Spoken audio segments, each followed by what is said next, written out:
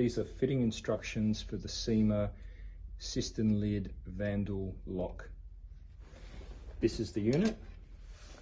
It comprises of the push button and the flush valve fitting.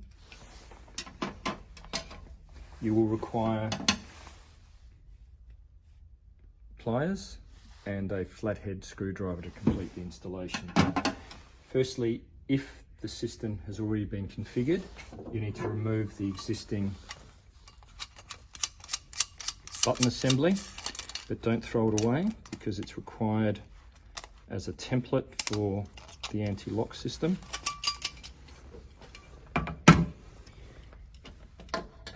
And you also need to remove the flush valve. You may not need to remove it completely, it just depends on the access point. I'll remove it for this instance. Remove the flush valve and you'll notice that the lock will fit over the top. It only goes in one way. And pushes down. If you push down too far, you press these two tabs and allows you to push it back up again. Just leave it close to the top. You'll push that down when it's fitted later. That then goes into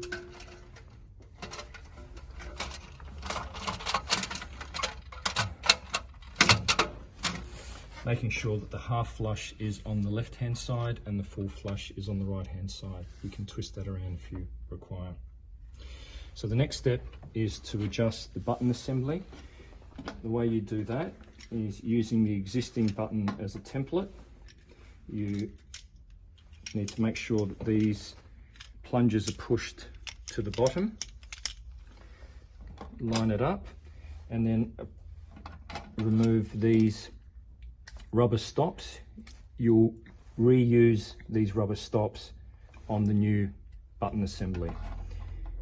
Line up, make sure that these are pushed to the front, and then mark the location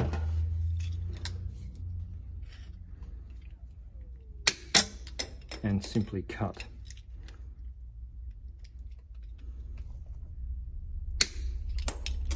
So it's quite easy. And then push the rubber ends onto the end of it. Double check that you've cut it roughly approximately right. And then you're ready to actually fit the unit. Once that's done, you place the cistern lid over the top. You'll notice it's sitting high. Push the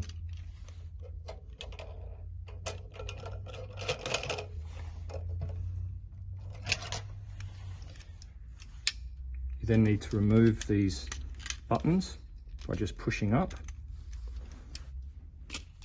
Take care when you're doing that to make sure that the rubber isn't exposed, and that frees up the screw that locks it in place. At this stage, all we're doing is making sure we're aligning the lock inside the cistern. So we're placing this down and then just pushing down.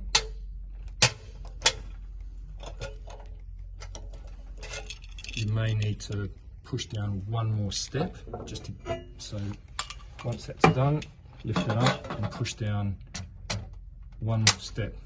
Right, make sure it's locked in place. Put the lid back on.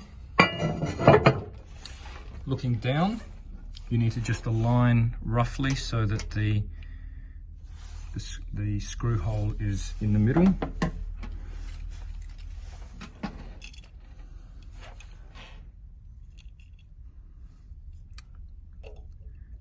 Fit the unit.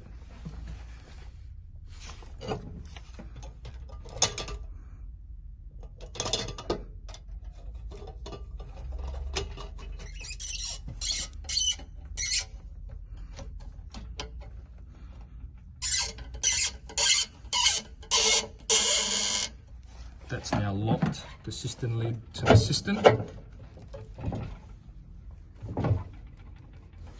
And then you insert the push buttons, half on the left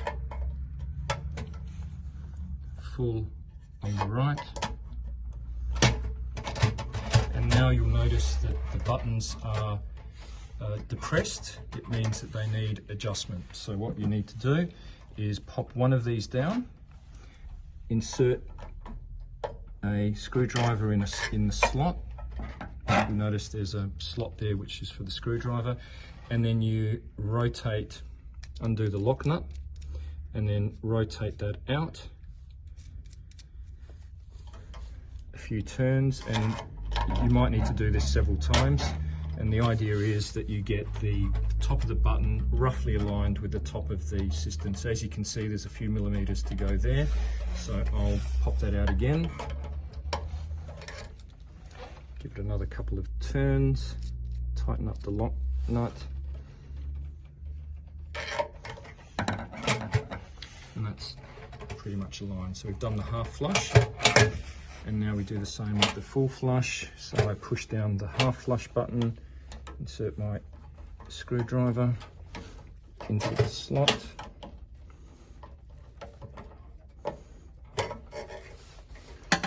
and do the same. Now here's a tip: if you pull the other one out, it should align, so you can see how much we need to go out by.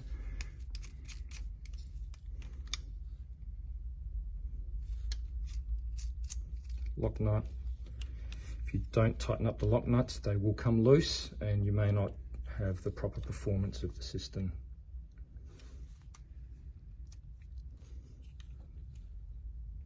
They're aligned. Half flush on the left, full flush on the right. That is one configured anti-vandal. Can't remove the cistern lid. So that completes the installation. If you ever need access to the inside of the cistern, again, you depress one of these buttons, flathead screwdriver. Make sure as you pull it out that you don't dislodge the rubber bung at the end. So you're basically just using that as a lever point. And then you can do the same with the full flush. Unscrew